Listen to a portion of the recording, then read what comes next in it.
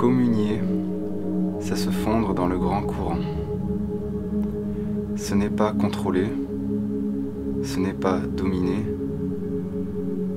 c'est être disponible en toute conscience. Mais il faut d'abord vaincre ses propres démons, comprendre que, sur le chemin, la difficulté renforce,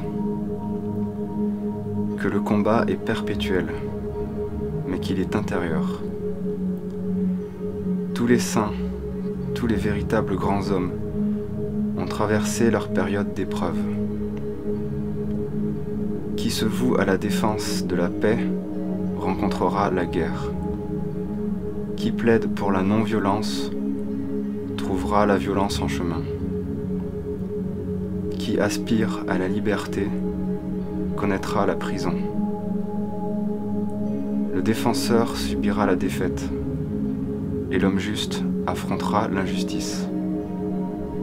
Le religieux sera la proie des tentations, et, jusqu'au stade ultime, le sage, qui fait confiance en son destin, traversera des périodes de doute et d'angoisse. Et seuls les sots peuvent en rire. Ils ne comprennent pas ou ne veulent pas comprendre, c'est leur droit. Ils ne comprennent pas que Dieu ne demande pas l'impossible à la créature, et qu'en chaque épreuve, l'homme, s'il le souhaite, rencontre des forces de soutien et de consolation dont il ne soupçonnait même pas l'existence.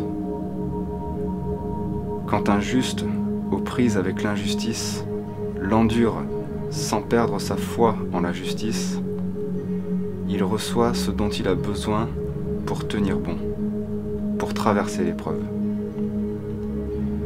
Il en sortira plus fort et plus confiant encore. Ceux qui ont connu l'épreuve sans renoncer à leur foi, sans s'aigrir, portent en leur âme une marque indélébile. Plus tard, quand ils le pourront, dans ce monde ou dans l'autre, ils soutiendront ceux qui souffrent, comme ils ont souffert, ceux qui aiment, comme ils ont aimé, ceux qui doutent, comme ils ont douté. Ils donneront comme ils ont reçu. Ces âmes sont attendues par celles qui les ont précédées, au sein du grand courant.